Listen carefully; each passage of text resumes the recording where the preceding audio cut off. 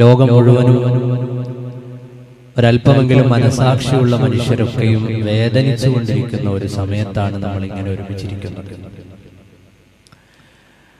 ഒരല്പമെങ്കിലും മനുഷ്യപ്പറ്റുള്ള എല്ലാ മനുഷ്യരുടെ ഹൃദയത്തിലും വേദനയും സങ്കടങ്ങളും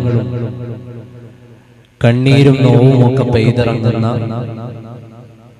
ചിത്രങ്ങളും വാർത്തകളുമാണ് നമ്മൾ വാർത്താ മാധ്യമങ്ങളിൽ നിന്ന് വായിച്ചുകൊണ്ടും കേട്ടുകൊണ്ടും കണ്ടുകൊണ്ടും ഒക്കെ ഇരിക്കുന്നത്. നാം എല്ലാവരും മനുഷ്യത്വത്തെയും മാനവികതയും ഒക്കെ ഉയർത്തിപ്പിടിക്കുന്ന ആളുകളാണ്. നോവനുഭവിക്കുന്ന മനുഷ്യൻ അവന്റെ ജാതി, അവന്റെ മതം, അവന്റെ വർഗം, അവന്റെ വർണ്ണം, അല്ലെങ്കിൽ അവന്റെ വിശ്വാസം, ഇതിനേക്കാൾ എല്ലാം അപ്പുറത്ത് മനുഷ്യത്വത്തിനും മാനവികതയ്ക്കും വലിയ പ്രാധാന്യം നൽകുന്ന ആളുകളാണ് നമ്മുടെ എല്ലാവരുടെയും ചുറ്റുഭാഗത്തും നമ്മൾ കാണുന്ന കാഴ്ചകളിൽ ഹൃദയം പിടയുന്ന മനുഷ്യരാണ്. നാമുമായി ബന്ധപ്പെട്ട് അറിയുന്ന വർത്തമാനങ്ങളിലൊക്കെയും സങ്കടങ്ങൾ പങ്കുവെക്കുന്ന ഒരായിരക്കണക്കിന് ശബ്ദങ്ങളാണ് നമ്മൾ കേട്ടുകൊണ്ടിരിക്കുന്നത്. ഫലസ്തീനിലെ യുദ്ധം ആരംഭിച്ചതിനു ശേഷം ഇന്നുവരെ, അതായത് കഴിഞ്ഞ ഒരാഴ്ചക്കുള്ളിൽ 726 കുട്ടികളുടെ ജനാസയാണ് ഫലസ്തീനിന്റെ മണ്ണിൽ വീണത് എന്നാണ് ഔദ്യോഗികമായി ആരോഗ്യവകുപ്പും UNOയുടെ കണക്കുകളുമൊക്കെ നമ്മളോട് പറയുന്നത്. പിഞ്ചു കുഞ്ഞുങ്ങളുടെ ജനാസ വീഴുന്ന കാഴ്ചകൾ നമ്മൾ കണ്ടുകൊണ്ടിരിക്കുന്ന പ്രയാസകരമായ ഒരു സാഹചര്യം. തങ്ങളുടെ ഇഷ്ടങ്ങൾക്കനുസരിച്ച് ഒരു സമൂഹത്തിന്റെ മേലേക്ക് കടന്നുകയറി ആ സമൂഹത്തിന്റെ ജീവിതത്തെ മുഴുവനും താറുമാറാക്കി അവരുടെ രാജ്യവും അവരുടെ വെള്ളവും അവരുടെ സ്ത്രീകളെയും അവരുടെ ഭക്ഷണത്തെയും അവരുടെ ആകാശത്തെയും അവരുടെ വസ്ത്രത്തെയും എല്ലാം കവർന്നെടുത്ത ഒരു രാജ്യം നടത്തുന്ന കിരാതമായ വർത്തമാനങ്ങൾ നമ്മുടെ ചുറ്റും കേട്ടും കണ്ടുകൊണ്ടിരിക്കുന്ന ഈ സമയത്ത് മനുഷ്യനു വേണ്ടി ശബ്ദിക്കുകയും മനുഷ്യപക്ഷത്തു നിന്ന് വർത്തമാനം പറയുകയും ചെയ്യേണ്ടത് മാനവികത ഹൃദയത്തിലുള്ള എല്ലാവരുടെയും ഉത്തരവാദിത്തമാണ്. ഫലസ്തീനിൽ മരിച്ചു വീഴുന്ന മനുഷ്യർക്ക് വേണ്ടി ശബ്ദിക്കേണ്ടത് ഇവിടുത്തെ മുസ്ലിങ്ങൾ മാത്രമല്ല. ഫലസ്തീനിൽ മരിച്ചു വീഴുന്ന പാവങ്ങളായ പൊന്നോമന മക്കളുടെ ജനാസകൾ കാണുമ്പോൾ കരൾ പൊട്ടേണ്ടത് ഇവിടുത്തെ ഏതെങ്കിലും ഒരു മതവിഭാഗത്തിലുള്ളവർ മാത്രമല്ല. കുഞ്ഞുങ്ങളുള്ള എല്ലാവരുടെയും ഹൃദയത്തിലേക്ക് ആ വേദനകൾ വരണം. എല്ലാവരുടെയും ഉള്ളിലേക്ക് ആ പ്രയാസങ്ങൾ വരണം. അവർക്ക് വേണ്ടി പ്രാർത്ഥിക്കുകയും വേദനകളിൽ അവരോടൊപ്പം ഐക്യദാർഢ്യപ്പെടുകയും അവർക്ക് അനുഗ്രഹങ്ങൾ ഉണ്ടാകാൻ, ലോകത്ത് സമാധാനമുണ്ടാകാൻ വേണ്ടി പ്രാർത്ഥിക്കുകയും ചെയ്യേണ്ടവരാണ് നമ്മൾ. നമ്മുടെ പ്രാർത്ഥനകളൊക്കെയും അങ്ങനെയാണ്. ഇസ്ലാം അങ്ങനെയാണ് ലോകത്തെ പഠിപ്പിച്ചത്. അല്ലാഹുമ്മ അന്തസ്സലാം ومنك السلام وإليك يرجع السلام حينا ربنا بالسلام وأدخلنا دار السلام. ഓരോ പ്രാർത്ഥനയുടെയും ശേഷം നമ്മൾ അല്ലാഹുവിനോട് ചോദിക്കുന്നത്, അല്ലാഹു സുബ്ഹാനഹു വ തആലയോട് പറയുന്നത്, അല്ലാഹു ആകുന്ന സർവാധികാരിയുടെ ശമനത്തിന്റെയും സമാധാനത്തിന്റെയും അല്ലാഹുവിൽ നിന്നുള്ള അനുഗ്രഹപൂർണമായ സമാധാനത്തിന്റെ വർഷങ്ങൾ ഭൂമിയിൽ പെയ്തിറങ്ങാനാണ്. അല്ലാഹുമ്മ അന്തസ്സലാം. വിശ്വാസികളുടെ പ്രാർത്ഥനകൾ അങ്ങനെയാണ്. വിശ്വാസത്തിന്റെ ജീവിത ശൈലിയും അങ്ങനെയാണ്. നമ്മെ പഠിപ്പിച്ച നേതാവാണ് മുഹമ്മദുർ റസൂലുള്ളാഹ് സ്വല്ലല്ലാഹു അലൈഹി വആലിഹി വഅസ്ഹാബിഹി വസല്ലം. ഇസ്ലാമത്തരം നീതിയുടെ വർത്തമാനങ്ങളെ ലോകത്ത് ചെയ്തിട്ടുള്ളൂ. അതുകൊണ്ടാണ് AD 638 ഫലസ്തീൻ മുസ്ലിമീങ്ങളുടെ കൈകളിലേക്ക് വരുന്നത്. AD 638 Israel. ഇസ്രായേൽ എന്ന് കേൾക്കാറുണ്ട്. എന്താണ് ഇസ്രായേൽ? എന്താണ് ഇസ്രായേൽ? ആർക്കെങ്കിലും അറിയോ?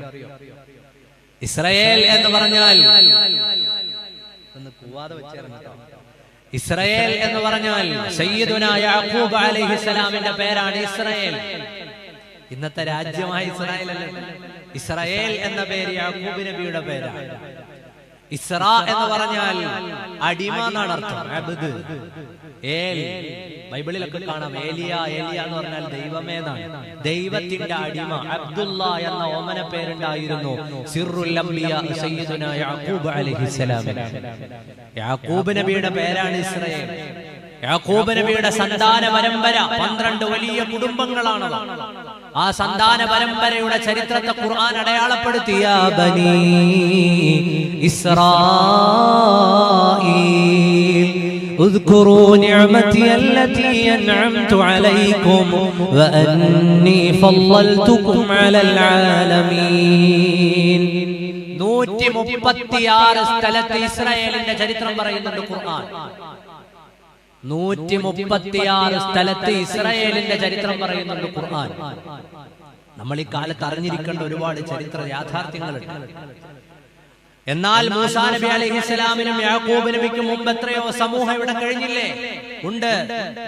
മഹാനരായ സയ്യിദുനാ നബിയുല്ലാഹി നൂഹ് അലൈഹിസ്സലാം പ്രബോധനം ചെയ്തൊരു സമൂഹമുണ്ട് മെസൊപ്പൊട്ടേമിയയിൽ, ഇറാഖിൽ.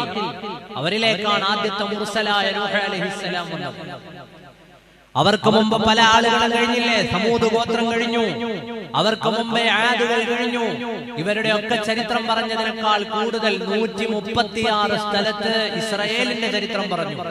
എന്തുകൊണ്ടാണ് 136 സ്ഥലത്ത് ഇസ്രായേലിന്റെ ചരിത്രം പറഞ്ഞത്?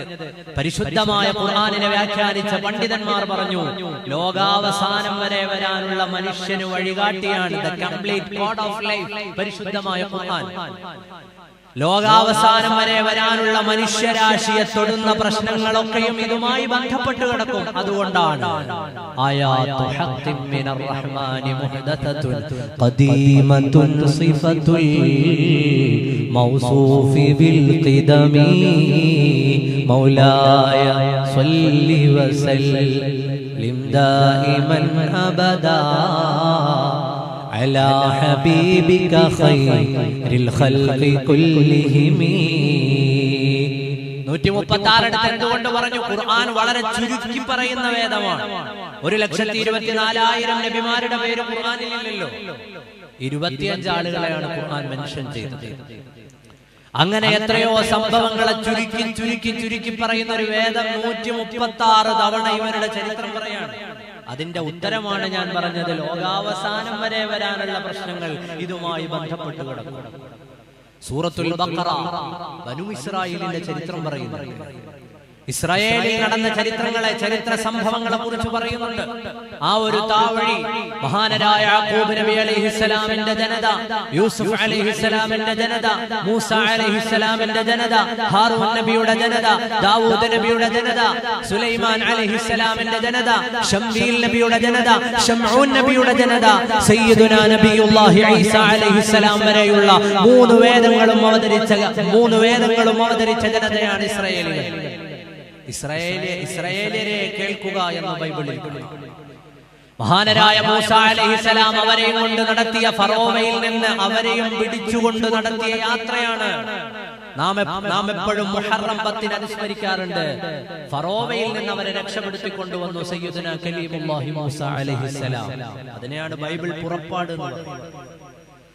അപ്പൊ ചരിത്രം ഇങ്ങനെ പിണഞ്ഞു കിടക്കാൻ. അങ്ങനെ തുടങ്ങിയിട്ട് അവസാനം അവരുടെ പ്രശ്നം എന്തായിരുന്നു? പരിശുദ്ധമായ ഖുർആൻ പറയുന്നുണ്ട്, അവരിലേക്ക് വന്ന അമ്പിയാക്കളെ അവർ വേണ്ട രീതിയിൽ പരിഗണിച്ചിട്ടില്ല. അവരിലേക്ക് വന്ന നബിമാരെ അവർ കൊന്നുകളഞ്ഞു. അവരോ കാനൂ യഖ്തുലൂനൽ അംബിയാ ബിഗൈറിൽ ഹഖ്, മഹാന്മാരായ അമ്പിയാക്കന്മാരെ അവർ കൊന്നുകളഞ്ഞു. മഹാനരായ നബിയുല്ലാഹി യഹ്യ അലൈഹിസ്സലാമിനെ അവർ കൊന്നുകളഞ്ഞു. സക്കരിയ നബി അലൈഹിസ്സലാമിനെ കൊന്നുകളഞ്ഞു. ഈസാ അലൈഹിസ്സലാം മഹാനവറുകളെ കൊല്ലാൻ അവർ വട്ടമൊരുക്കി കാത്തിരുന്നു. അങ്ങനെ ഒരു ജനതയുണ്ടായിരുന്നു. ആ ജനതയോ അല്ലാഹുവിന്റെ ദൃഷ്ടാന്തങ്ങളെ മുഴുവനും തള്ളിക്കളയുന്ന ജനതയാണ്. അവരാണ് മഹാരഥന്മാരായ അമ്പിയാക്കളെ വധിച്ചു കളഞ്ഞത്. ആ ജനതയുടെ ചരിത്രം വളരെ സ്പഷ്ടമായി ഖുർആൻ പറയുകയാണ്. നമ്മുടെ കൺമുന്നിൽ അത്യാധുനിക ലോകത്തിന്റെ സംഭവ വികാസങ്ങൾ വരുമ്പോ അവരാരായിരുന്നുവെന്ന് വരച്ചിടുകയാണ് ഖുർആൻ. ഈസാ അലൈഹിസ്സലാമിനെ കുരിശിലേറ്റിയത് ജൂതന്മാരാണ് എന്നാണ് ക്രൈസ്തവ വിശ്വാസികൾ വിശ്വസിക്കുന്നത്. നമ്മൾ വിശ്വസിക്കുന്നത് വമാ ഖതലൂഹു വമാ സലബൂഹു വലാകിൻ ശുബ്ബിഹ ലഹു. ഈസാ നബി അലൈഹിസ്സലാമിനെ ഒരാളും ക്രൂശിച്ചിട്ടില്ല എന്നാണ് നമ്മൾ വിശ്വസിക്കുന്നത്. എന്നാൽ തങ്ങളുടെ ദൈവമായ യേശുക്രിസ്തുവിനെ കുരിശിലേറ്റിയ ക്രൂശിച്ച മനുഷ്യർ, അവർക്കെതിരെ യൂറോപ്പിൽ എത്രയോ വലിയ അക്രമങ്ങൾ നടന്നിട്ടുണ്ട്. അവിടെയൊന്നും മുസ്ലിങ്ങൾ പ്രതികളല്ല.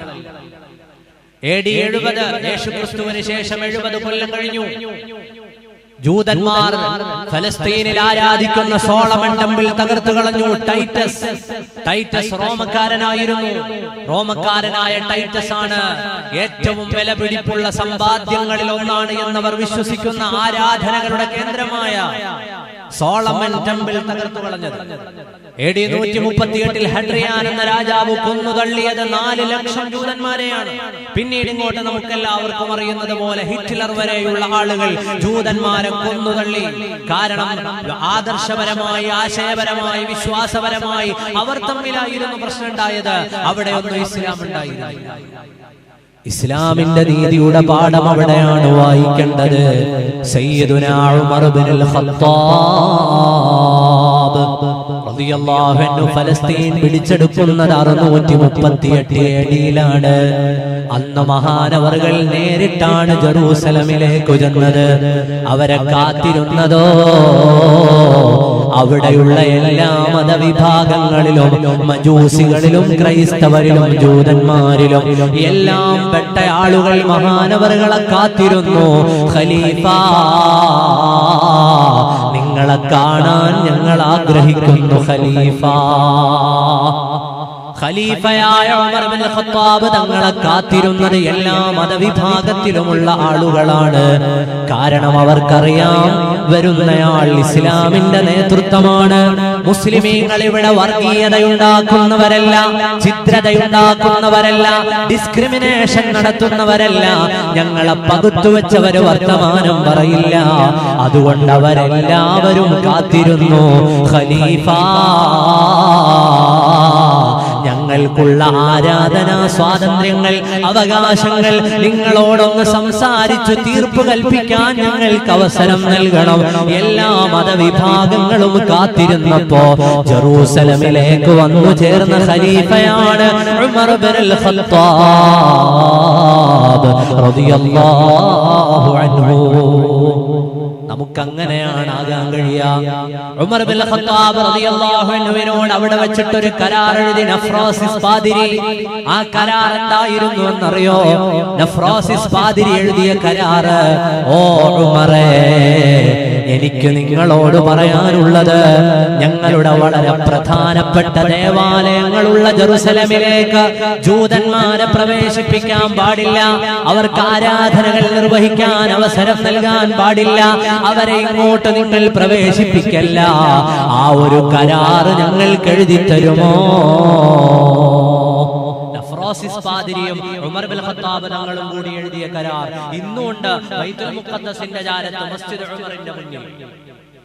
ലോക ചരിത്രത്തിൽ രേഖപ്പെടുത്തപ്പെട്ട് കിടക്കുന്ന ഒരു കരാറാണത്. എന്താണ്? ബൈത്തുൽ മുഖദ്ദസിന്റെ ചാരത്താണ് ചർച്ച് ഓഫ് ഇൻഫിനിറ്റി. സയ്യിദുനാ ഈസാ അലൈഹിസ്സലാമിനെ മറിയം ബീവി റളിയല്ലാഹു അൻഹ പ്രസവിച്ച സ്ഥലം. അവിടെയാണ് ക്രൈസ്തവ ദേവാലയങ്ങളിൽ വളരെ പ്രധാനപ്പെട്ടതും പഴക്കമേറിയതുമായ പലതും ഉള്ളത്. അതിന്റെ ഒക്കെ അധികാരം മുസ്ലിങ്ങളുടെ കൈകളിലേക്ക് തരാം. ഇന്നും അവിടെ മുസ്ലിം പാറാവുകാരുണ്ട്. മുസ്ലിങ്ങളുടെ കൈകളിലേക്ക് തരാം. പക്ഷെ ഇവരെ ഇങ്ങോട്ട് പ്രവേശിപ്പിക്കാൻ പാടില്ല. സയ്യിദുനാ ഉമർ ഇബ്നുൽ ഖത്താബ് റളിയല്ലാഹു അൻഹു അവരോട് പറഞ്ഞു, പറ്റൂല. നിങ്ങൾ ഈ പറയുന്നത് പോലെ ഒരു മതവിഭാഗത്തിനെതിരെ തീരുമാനം എടുക്കാനൊന്നും എനിക്ക് പറ്റൂല. അവർക്ക് ആരാധിക്കണമെങ്കിൽ അവർക്ക് എപ്പോഴും ഫലസ്തീനിലേക്ക് വരാം, അവരെ ഞാൻ തടയൂല.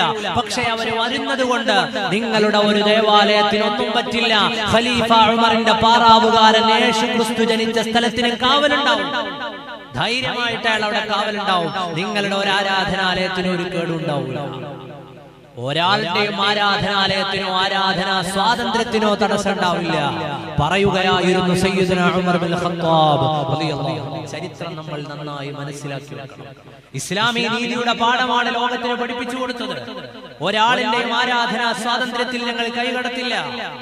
ഒരാളിന്റെയും ആരാധനകൾക്ക് ഞങ്ങൾ വിലങ്ങുതടിയാവില്ല. നമ്മുടെ ഖലീഫമാരായ മുൻഗാമികളുടെ ജീവിതപാടാണ്. അവരല്ലേ ഏറ്റവും വലിയ ആളുകൾ, അവരല്ലേ ഏറ്റവും വലിയ ആളുകൾ. സയ്യിദുനാ ഉമർ ബിൻ ഖത്താബ് റളിയല്ലാഹു അൻഹു കരാറിനെ നേർപ്പിച്ചെഴുതി. 458 കൊല്ലക്കാലം ജൂതന്മാരായ ആളുകൾ ജെറുസലേമിൽ സ്വൈരവിഹാരം നടത്തിയത് ആ കരാറിന്റെ ബലത്തിൽ.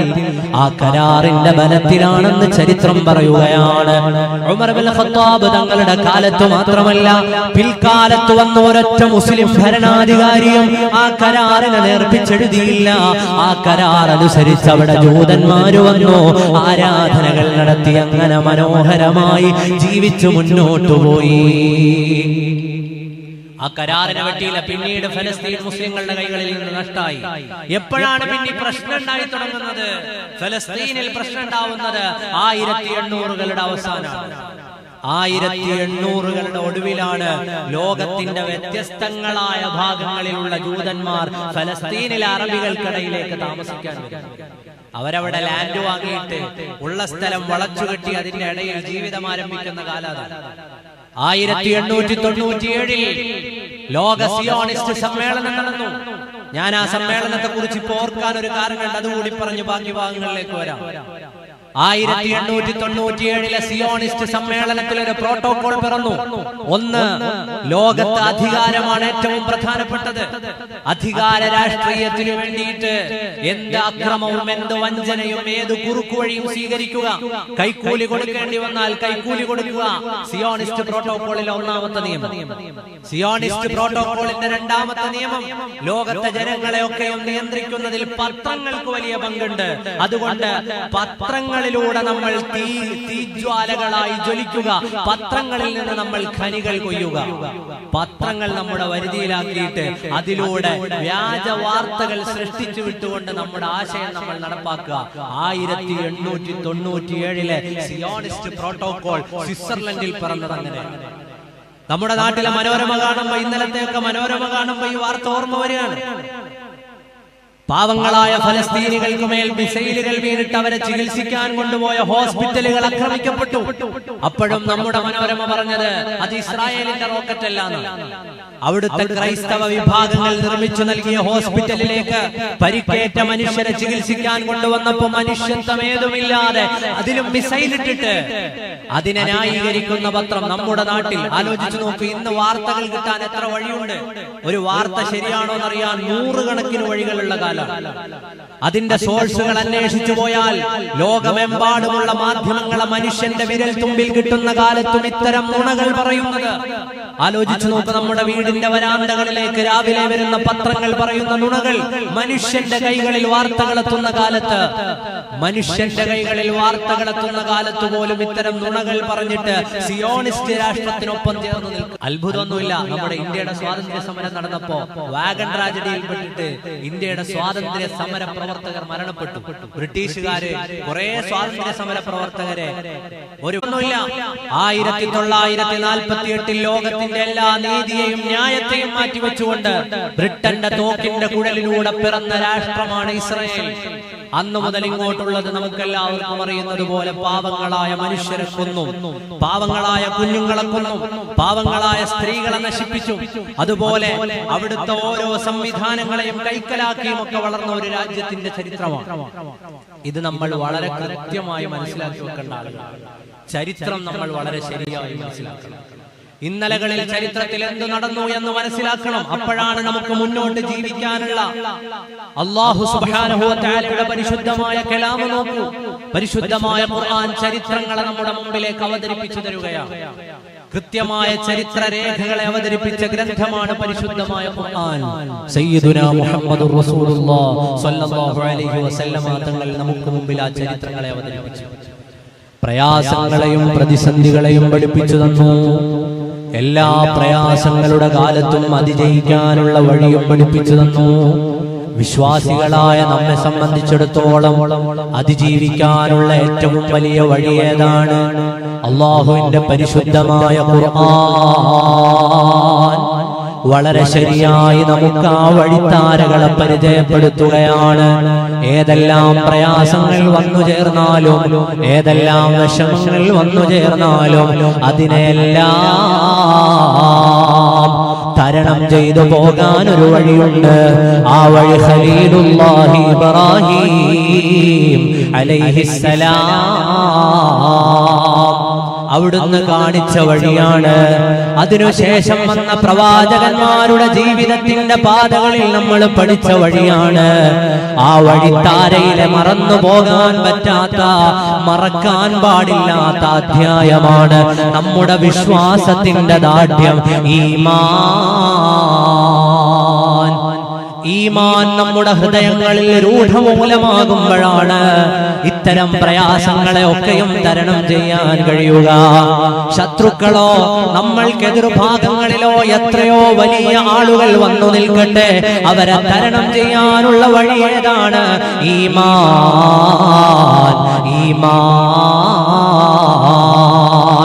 ഓ പ്രിയപ്പെട്ട മുഅ്മിനീങ്ങളെ, എന്റെ മുമ്പിൽ ഒരുമിച്ച് കൂടിയവരെ,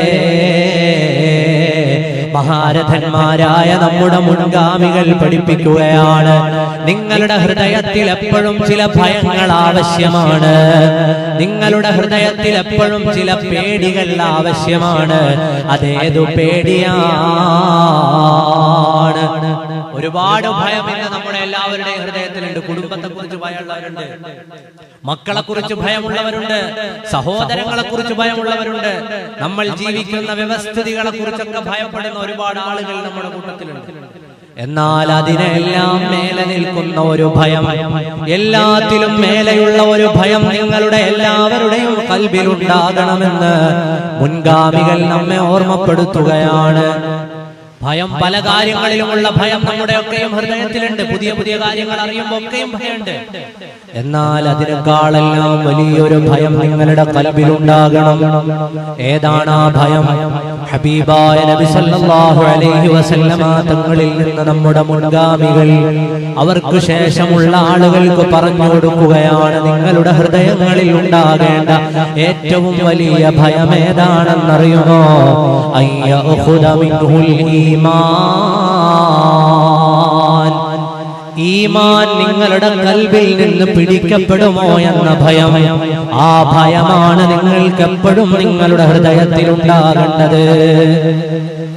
നമ്മുടെയൊക്കെ ഭയം എന്താ? മഴ കഴിഞ്ഞിട്ട് വീട്ടിൽ പോകാൻ പറ്റുമോ എന്ന് ഭയമുണ്ട്, ചോറ് കിട്ടുമോ എന്ന് ഭയമുള്ള ആളുകളുണ്ട്. ദൂരേക്കുന്ന ആളുകൾ വിചാരിക്കും മഴയായി പോയി, ലൈൻ കമ്പി പൊട്ടിയും കിടക്കുന്നു, ഇനി പോയി ചോറ് വാങ്ങാൻ പറ്റുമോ എന്നറിയില്ല. അങ്ങനെ തുടങ്ങിയിട്ട് ഇപ്പൊ തന്നെ പല ഭയങ്ങളും നമ്മുടെ ഖൽബിലുണ്ട്. അതിനേക്കാളെല്ലാം ഏറ്റവും വലിയ ഭയമാണ് അയ്യഖുദ മിൻഹുൽ ഈമാൻ. വിശ്വാസിയാണോ നമ്മുടെ ഹൃദയത്തിൽ ആ ഭയമുണ്ടാകണം. പടച്ചവനെ, എന്റെ ഈമാൻ നഷ്ടപ്പെട്ടു പോകുമോ? നീ ആ ഈമാനിനെ പിടിച്ചു കളയുമോ അല്ലാഹ്? ഈമാൻ അല്ലാഹു തആല നമുക്ക് സലാമത്താക്കി തരുമാറാകട്ടെ. നമ്മുടെ മരണത്തിന്റെ സമയത്തും അല്ലാഹു ഈമാനിൽ നിലനിർത്തി തരുമാറാകട്ടെ. ദാഹം മൗത്തത് കൂട്ടിടും, ഇബ്ലീസ് കൂസിനെ കാട്ടിടും, നേരം ലഈനവനാട്ടുവാൻ ബദരീങ്ങളാൽ തുണ റബ്ബനാ ലാ ഇലാഹ ഇല്ലല്ലാഹു ലാ ഇലാഹ ഇല്ലല്ലാഹു മുഹമ്മദു റസൂലുള്ളാഹ്. നിങ്ങൾ നിസ്കരിക്കുന്നത് എങ്ങനെയാണെന്ന് ശ്രദ്ധയോടെ വീക്ഷിക്കാൻ തുടങ്ങി. അല്ലാഹുവിന്റെ റസൂൽ എങ്ങനെ നിസ്കരിച്ചു അതുപോലെയാണല്ലോ സിദ്ദീഖ് തങ്ങൾ നിസ്കരിക്കുക. സിദ്ദീഖ് തങ്ങൾ എങ്ങനെയാണ് നിസ്കരിക്കുന്നതെന്നാണ് എനിക്കറിയേണ്ടത്. ഞാൻ അതിന്റെ പിറകിൽ വന്നു കൈകെട്ടി നിസ്കരിക്കാൻ ആരംഭിച്ചപ്പോ സിദ്ദീഖ് റളിയല്ലാഹു അൻഹു ഒന്നാമത്തെ റക്അത്തിൽ ഫാത്തിഹ ഓതി സൂറത്ത് പാരായണം ചെയ്തു. നമ്മളെല്ലാവരും നിസ്കാരത്തിന് ജമാഅത്തായി പുറകിൽ കൂടുന്നവരാണ്. പ്രിയപ്പെട്ട മുഅ്മിനീങ്ങളെ, ആണുങ്ങളോടും സ്ത്രീകളോടും പറയാനുള്ളത്, ജമാഅത്ത് നിസ്കാരങ്ങൾക്ക് വലിയ പ്രാധാന്യം നൽകണം. ജമാഅത്ത് നിസ്കാരങ്ങൾക്കൊക്കെ വലിയ പ്രാധാന്യം നൽകണം. നമ്മൾ മുസ്ലിമാണോ, നമ്മൾ എന്തായാലും നിസ്കരിക്കണം. അതിൽ ആർക്കും അഭിപ്രായ വ്യത്യാസമില്ല. മുസ്ലിം ആണെങ്കിൽ നമ്മൾ എല്ലാ നിസ്കാരങ്ങളും നിർവഹിക്കേണ്ടവരാണ്. ആ നിർവഹിക്കുന്ന നിസ്കാരം ജമാഅത്താകാൻ നമ്മൾ ശ്രദ്ധിക്കണം. അല്ലാഹു തൗഫീഖ് നൽകുമാറാകട്ടെ. നമ്മുടെയൊക്കെ കൂട്ടത്തിൽ ആരെങ്കിലും, ഇത്രയും ആളുകളുണ്ടല്ലോ, കൂടിയിരിക്കുന്നവരുണ്ട്, ജീവിതത്തിൽ ഒരു രാത്രി മുഴുവനും ഇബാദത്ത് ചെയ്ത് ആരെങ്കിലും ഒരാൾ എന്റെ ശബ്ദം കേൾക്കുന്നുണ്ട്? ഒരു രാത്രി മഗ്രിബ് മുതൽ സുബഹി വരെ ഇബാദത്ത് ചെയ്ത് ആരെങ്കിലും ഒരാളുണ്ടെങ്കിൽ ഒന്ന് കൈവക്കും. നമ്മളങ്ങനെ ചെയ്യും. ചില ദിവസം റമദാനിലെ ഏതെങ്കിലുമൊക്കെ രാത്രികളിൽ ചിലപ്പോൾ മഗ്രിബിന് പള്ളി വന്ന് നോമ്പ് തുറന്ന് അവ്വാബീൻ നിസ്കരിച്ച്, തസ്ബീഹ് നിസ്കരിച്ച്, തറാവീഹ് നിസ്കരിച്ച്, വിത്ർ നിസ്കരിച്ച് അവസാനം വെളുപ്പിനെ വരെ ഇരുന്ന് അല്ലാഹു സുബ്ഹാനഹു വ തആലയിൽ നിന്നുള്ള അനുഗ്രഹങ്ങളുടെ ലൈലത്തുൽ ഖദറിനെ പ്രതീക്ഷിക്കും. അത് കൊല്ലത്തിൽ ഒരിക്കലേ ചിലപ്പോൾ ഉണ്ടാവും. ഒരു രാത്രി പകുതി ഇബാദത്ത് ചെയ്ത് ആരെങ്കിലും എന്റെ ശബ്ദം കേൾക്കുന്നുണ്ടോ? ഉമ്മമാരോ സഹോദരിമാരോ, രാത്രിയെ രണ്ടായി ഡിവൈഡ് ചെയ്യൂ. രാത്രി 6 മണി മുതൽ 12 മണി വരെ ഞാൻ ഇബാദത്ത് ചെയ്യാം. ചെയ്തിട്ടുണ്ട് എന്ന് പറയാൻ പറ്റിയ ആരെങ്കിലും ഉണ്ടോ? ഇല്ല. നമ്മുടെയൊക്കെ ജീവിതം, നമ്മുടെയൊക്കെ സാഹചര്യം, നമ്മുടെയൊക്കെ ഉത്തരവാദിത്തങ്ങൾ അതിനെ നമ്മളെ അനുവദിക്കാറില്ല. നമ്മളെല്ലാവരും പക്ഷെ ആഗ്രഹിക്കും, നമ്മൾ കുറെ ഇബാദത്ത് ചെയ്യണം എന്ന് ആഗ്രഹിക്കുന്നവരാണ്. അങ്ങനെയുള്ള ചിട്ടകൾ നമുക്കുണ്ടാവണം. ഈ ചിട്ടകളൊക്കെ പോയപ്പോഴാണ് ജീവിതം വളരെ ദുർബലമാവുകയും നമ്മുടെ മക്കളൊക്കെ ദീനെന്ന് തെറ്റുകയും ചെയ്തു. എന്റെ മുമ്പിൽ ഒരു സ്ത്രീയും ഒരു ചെറുപ്പക്കാരനും കൂടി വന്നു പള്ളിയിൽ.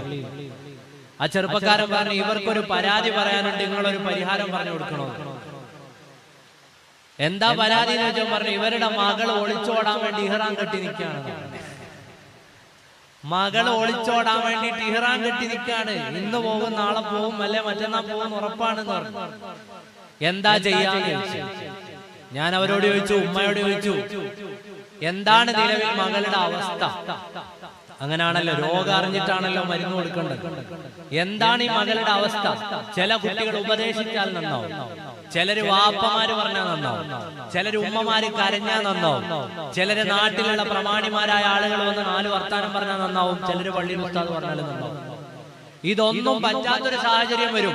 ഇവരുടെ ഉള്ളിലുള്ള പ്രണയം അതിന്റെ എല്ലാ അതിർത്തികളും കടന്ന് ഇനി അയാളെ തന്നെ എനിക്ക് മതി എന്ന് തോന്നുന്ന ഒരു അവസ്ഥ വരും. പിന്നെ ആരും ഉപദേശിച്ചിട്ടും കാര്യമില്ല. പനി കൂടി നിപ്പയായിട്ട് ICUയിൽ എടുത്ത അവസ്ഥയാണ്. മരിക്കുക മാത്രമേ ഉള്ളൂ, പിന്നെ കെട്ടിയെടുക്കാന്നുള്ളതല്ലാതെ അതിന് മരുന്നൊന്നുമില്ല. അങ്ങനെ ഒരു സാഹചര്യം വരും. ആ സാഹചര്യത്തിൽ അവിടെയാണ് നിന്നെ കാണാത്ത കണ്ണ്, ഔലിയാക്കളുടെ വർത്താനാണ്. എന്ത്? നിന്നെ കാണാത്ത കണ്ണ് കണ്ണല്ല, നിന്നെ കേൾക്കാത്ത കാത് കാതല്ല, നിന്നെ ചൊല്ലാത്ത ചൊല്ല് ചൊല്ലല്ല, നീയില്ലാത്ത നെഞ്ച് നെഞ്ചല്ല, നീയില്ലാതെ ജീവിതം ഇല്ല, നീയില്ലാതെ ഞാനോ ഞാനില്ല. അള്ളാഹുവിനെ കുറിച്ച് നമ്മുടെ മുൻഗാമികൾ ചൊല്ലിയ വരികളാണ്. ഈ ഒരു അവസ്ഥയിലേക്ക് നമ്മുടെ മക്കളെത്തും. അവര് കാണുന്ന പക്ഷെ അള്ളാഹുവിനെ അല്ല, അവരാരെയാണോ സ്നേഹിക്കുന്നത് അവരെ കാണും. ഞാൻ ഈ പാടിയത് ഒരു പ്രേമഗാനമല്ല, അതൊരു സൂഫിയാനക്കലാമാണ്. സൂഫികൾ പാടിയ വരികൾ. അല്ലാഹു ഹാദിരി, അല്ലാഹു നാദിരി, അല്ലാഹു ഷാഹിദി, അല്ലാഹു മഈ. നമ്മളൊക്കെ ചെല്ലുന്ന ദിക്റാണ്, ഔലിയാക്കളെ ദിക്റാണത്. അതുപോലെ ഈ മക്കള് ഒരു പരിധി കഴിഞ്ഞാൽ ഈ ബന്ധങ്ങളിൽ പെട്ടവരല്ലാതെ അവർക്ക് എന്ത് കുറവുണ്ടെങ്കിലും അത് മനസ്സിലാക്കാതെ അതിലേക്ക് പെട്ടുപോകുന്ന ഒരു സാഹചര്യം വരും. ഇതാണ് അവസാനത്തെ സ്റ്റേജ്. അത് കഴിഞ്ഞാൽ പിന്നെ ഒളിച്ചോട്ടുണ്ടാവും. അള്ളാഹു നമ്മുടെ കുട്ടികളെയൊക്കെ കാത്തുരക്ഷിക്കുമാറാകട്ടെ. ഞാൻ പറഞ്ഞു വരുന്നത്, ഈ സ്ത്രീയോട് ഞാൻ ചോദിച്ചവൻ പറഞ്ഞു, ഇങ്ങനെയൊക്കെയാണ് സ്റ്റേജെങ്കിൽ എന്റെ മകൾ ഈ സ്റ്റേജൊക്കെ കഴിഞ്ഞു എന്ന്. ഉപദേശിച്ചിട്ടൊന്നും കാര്യമില്ല. ഞാൻ പറഞ്ഞു എന്നാ പിന്നെ ഒരൊറ്റ വഴിയേ ഉള്ളൂ നമ്മുടെ ഒക്കെ ഉമ്മമാര് മനസ്സിലാക്കാൻ, സഹോദരങ്ങൾ മനസ്സിലാക്കാൻ, വാപ്പമാര് മനസ്സിലാക്കാൻ. ആകെ ഒരു വഴിയേ പിന്നെ ബാക്കിയുള്ളൂ. ആ വഴി സുബ്ഹി നിസ്കാരത്തിന് മുമ്പേ നിങ്ങൾ എഴുന്നേറ്റ് മാതാപിതാക്കൾ മക്കൾക്ക് വേണ്ടി ദ്വാരക്കുക. ബഹുമാനപ്പെട്ട ഉസ്താദ് ഉദ്ഘാടന പ്രസംഗത്തിൽ മക്കളുടെ പ്രാധാന്യമൊക്കെ പറഞ്ഞത് ഞാൻ കേട്ടിട്ടുണ്ട് കുറച്ച്. നമ്മൾ സുബ്ഹി നിസ്കാരത്തിന് മുന്നേ എഴുന്നേറ്റ് മക്കൾക്ക് വേണ്ടി ദ്വാരക്കുക. ലോകം കണ്ട മഹാരഥന്മാരായ ഔലിയാക്കളുടെയും സാലിഹീങ്ങളുടെയും ഒക്കെ മാതാപിതാക്കൾ അങ്ങനെയായിരുന്നു. ആ സ്ത്രീയോട് ഞാൻ പറഞ്ഞു, നിങ്ങൾ രാവിലെ എഴുന്നേക്കുക. തഹജ്ജുദിന്റെ നേരം അല്ലാഹു തട്ടാത്ത സമയമാണ്. ഉമ്മമാരെ, നിങ്ങളുടെ മക്കളുടെ വിഷമം പറയാൻ, നിങ്ങളുടെ സഹോദരങ്ങളുടെയോ ഭർത്താവിന്റെയോ ഒക്കെ വിഷമം പറയാൻ പറ്റിയ ഏറ്റവും നല്ല സമയമാണ് തഹജ്ജുദിന്റെ സമയം. എഴുന്നേറ്റിരുന്ന് അല്ലാഹുവിനോട് കൈനീട്ടുക. റബ്ബ് തട്ടിക്കളയൂല ആ സമയത്ത്. ഞാൻ പറഞ്ഞു, എഴുന്നേൽക്കുക. 41 ദിവസം ബദരീങ്ങൾക്ക് യാസീൻ ഓതിയിട്ട് നിങ്ങൾ ദ്വാരുന്നോ, നിങ്ങളുടെ മകൾ ഖൽബ് അല്ലാഹുവാണ് നിയന്ത്രിക്കുന്നത്. അല്ലാഹു തആല ഒരു പരിഹാരം ഉണ്ടാക്കും. ഇവരുടെ കൂടെ വന്ന ചെറുപ്പക്കാരൻ ഭയങ്കര ചിരി. അവസാനം ഈ സഹോദരി റൂമിൽ നിന്ന് ഇറങ്ങിപ്പോയി ഞാൻ ആ ചെറുപ്പക്കാരനോട് ചോദിച്ചു, നിങ്ങൾ എന്തിനാണ് ചിരിക്കുന്നത്? അവരവരുടെ വിഷമം പറഞ്ഞു, അവരുടെ മകൾ ഇറങ്ങിപ്പോകും എന്നൊക്കെയുള്ള വിഷമല്ലേ പറഞ്ഞത്, നിങ്ങൾ ഇത്ര ചിരിക്കാണ്ടോ? അപ്പൊ അയാൾ പറഞ്ഞു, അതിനല്ല ചിരിച്ചത്, നിങ്ങൾ പറഞ്ഞു കൊടുത്ത മരുന്ന് കേട്ടിട്ടാണ് ചിരിച്ചത്. ഞാൻ ചോദിച്ചു, എന്ത് പറ്റി? നിങ്ങൾ എന്താ പറഞ്ഞത്? തഹജ്ജുദിന് എഴുന്നേറ്റ് യാസീൻ ഓതാൻ. ഈ തള്ള 8 മണിക്ക് എഴുന്നേറ്റ്. ഇവര് പണ്ടേ അന്നേരം എഴുന്നേറ്റിരുന്നെങ്കിൽ ഇത് പ്രശ്നം ഉണ്ടാവില്ല. ഇവർ എഴുന്നേക്കുന്നത് തന്നെ 8 മണിക്കാണ്. ഈ 8 മണിക്ക് എഴുന്നേൽക്കുന്ന അവരോടാണ് ഫജ്ർ സാദ് കുതിക്കുന്നതിന് മുമ്പ് എഴുന്നേറ്റ് ബദരീങ്ങൾക്ക് യാസീൻ ഓതിയിട്ട് മോളെ കാക്കണേന്ന് പറയാൻ നിങ്ങൾ മരുന്ന് പറഞ്ഞു കൊടുത്തത്. അതുകൊണ്ട് ആ മരുന്ന് കേട്ടിട്ടാണ് ഞാൻ ചിരിച്ചത്. ഈ പറഞ്ഞതുപോലെ ചിട്ടകളൊക്കെ നമ്മുടെ ജീവിതത്തിൽ നഷ്ടമാകുമ്പോഴാണ് നമ്മുടെ മക്കൾ പതുക്കെ പതുക്കെ നമ്മൾ പിടുത്തം വിടുക. നമ്മുടെ മക്കൾ നമ്മിൽ നിന്ന് പിടുത്തം വിട്ടു പോവാ. പ്രിയപ്പെട്ട സഹോദരങ്ങളെ, ഞാൻ പറഞ്ഞു വരുന്നത് മഗ്രിബ് നിസ്കാരത്തിന്റെ ജമാഅത്ത് സയ്യിദുനാ ഉമർ ഇബ്നുൽ ഖത്താബ്, സയ്യിദുനാ അബൂബക്കർ സിദ്ദീഖ് തങ്ങളുടെ ചരിത്രമാണ് പറഞ്ഞത്. നമ്മളൊക്കെ നിസ്കരിക്കേണ്ടവരാണ്. രാത്രി മുഴുവൻ നിസ്കരിച്ച ഒരാൾ നമ്മുടെ കൂട്ടത്തിലില്ല, രാത്രി പകുതി നിസ്കരിച്ചവരുമില്ല. എന്നാൽ മുഹമ്മദുർ റസൂലുള്ളാഹി സ്വല്ലല്ലാഹു അലൈഹി വസല്ലമ തങ്ങൾ പറയുകയാണ്, ശ്രദ്ധയോടെ കേൾക്കണം. ഒരാൾ ഇശാ നിസ്കാരം ജമാഅത്തായി നിർവഹിച്ചാൽ അവന് രാത്രിയുടെ പകുതി നിസ്കരിച്ച കൂലിയുണ്ടെന്ന് മുഹമ്മദുർ റസൂലുള്ളാഹ് സ്വല്ലല്ലാഹു അലൈഹി വസല്ലം. ഒരാൾ ഇശാ നിസ്കാരം രാത്രി ജമാഅത്തായി നിസ്കരിച്ചു. ജമാഅത്തായിട്ട് എന്തായാലും ഇശാ നിസ്കരിക്കണം. അത് ഉസ്താദിന്റെ പുറകില് അല്ലെങ്കിൽ നമ്മുടെ പരിസരത്ത് എവിടെയെങ്കിലും പള്ളിയില് ജമാഅത്തായി നിസ്കരിച്ചാൽ രാത്രിയുടെ പകുതി അല്ലാഹുവിനെ ഇബാദത്ത് ചെയ്ത കൂലിയുണ്ടെന്ന് മുഹമ്മദുർ റസൂലുള്ളാഹി സ്വല്ലല്ലാഹു അലൈഹി വസല്ലം. ഒരു മനുഷ്യൻ സുബ്ഹി നിസ്കാരം ജമാഅത്തായി നിർവഹിച്ചു, അവന് രാത്രി മുഴുവനും നിസ്കരിച്ച കൂലിയുണ്ടെന്ന് സയ്യിദുനാ മുഹമ്മദുർ റസൂലുള്ളാഹ് സ്വല്ലല്ലാഹു അലൈഹി വസല്ലം. നമ്മുടെ ആയുസ്സിന് എത്ര ദിവസം ഉണ്ടെന്നറിയില്ല, പക്ഷേ ഉള്ള ദിവസം മുഴുവനും രാത്രി നിസ്കരിച്ച കൂലി വേണോ? സുബ്ഹി ജമാഅത്തായി നിസ്കരിച്ചോ? ആയുസ്സിന് എത്ര ദിവസം ഉണ്ടെന്നറിയില്ല, ഇശാ ജമാഅത്തായി നിസ്കരിച്ചോ? രാത്രിയുടെ പകുതി നിസ്കരിച്ച കൂലിയുണ്ടെന്ന് മുഹമ്മദുർ റസൂലുള്ളാഹ് സ്വല്ലല്ലാഹു അലൈഹി വസല്ലം. ഉമ്മമാരെ, നിങ്ങളുടെ വീട്ടിലുള്ള ചെറിയ മക്കളെ നിങ്ങൾ കൂടെ നിർത്തി നിസ്കരിക്കൂ. നിങ്ങളുടെ ഭർത്താവിന്റെ കൂടെ നിസ്കരിക്കൂ. നിങ്ങളുടെ വീട്ടിൽ അനുജത്തി ജ്യേഷ്ഠത്തിമാരുണ്ടെങ്കിൽ അവരോടൊപ്പം നിസ്കരിക്കൂ. ഉപ്പമാരെ, നിങ്ങൾ പള്ളിയിൽ വന്ന് നിസ്കരിക്കൂ. അല്ലെങ്കിൽ നിങ്ങൾ വീടുകളിൽ നിസ്കരിക്കേണ്ട സാഹചര്യം വരുമ്പോ ജമാഅത്ത് ഒഴിവാക്കാതെ നിസ്കരിച്ചോ. വലിയ കൂലിയുണ്ട്. ഒരു രാത്രി മുഴുവനും ഇബാദത്ത് ചെയ്ത കൂലിയാണെന്ന് മുഹമ്മദുർ റസൂലുള്ളാഹ് സ്വല്ലല്ലാഹു അലൈഹി വസല്ലം.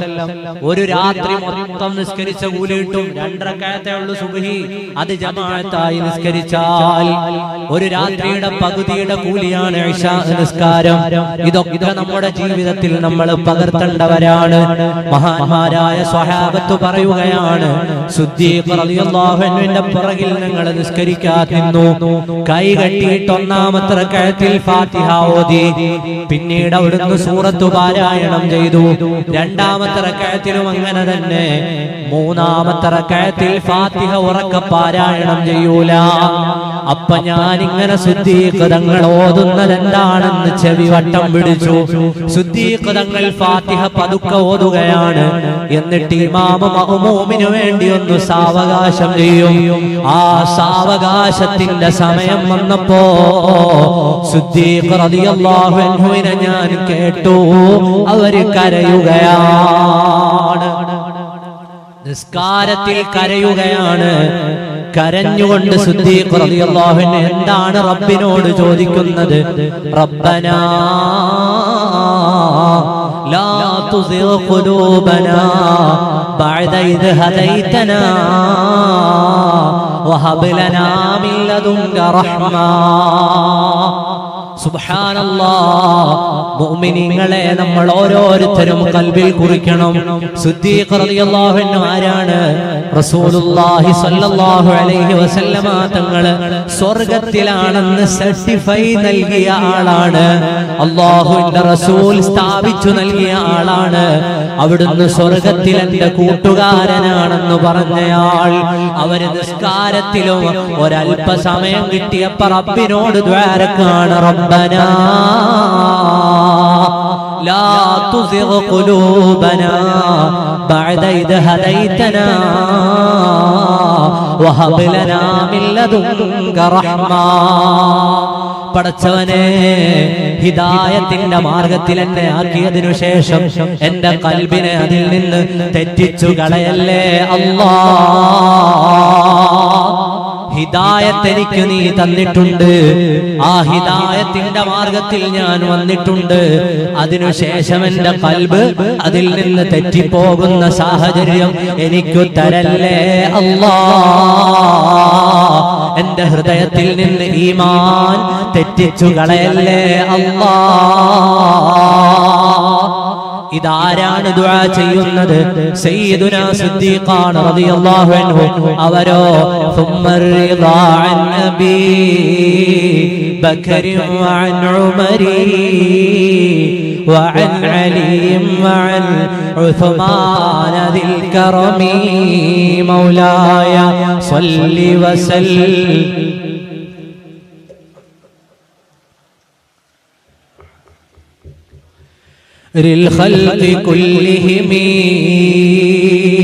സ്വർഗാവകാശികളുടെ ദുനിയാവിലെ പട്ടിക എണ്ണുമ്പോ ആദ്യത്തെ ആൾ സയ്യിദുനാ സിദ്ദീഖ് വസാനി ഇസ്നൈൻ ഇദ്ഹുമാ ഫിൽ ഗാർ വറഫീഖിഹി ഫിൽ ഇഅലാൻ വൽ ഇസ്റാർ.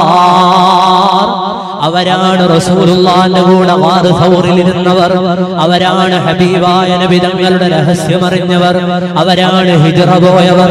അവരുടെ ദുആയാണ് അല്ലാഹ് ഈമാനന്റെ ഖൽബിൽ നിന്ന് തെറ്റിച്ചു കളയല്ലേ അല്ലാഹ്. ഈമാനന്റെ ഖൽബിൽ നിന്ന് ഊരിക്കളയല്ലേ അല്ലാഹ്.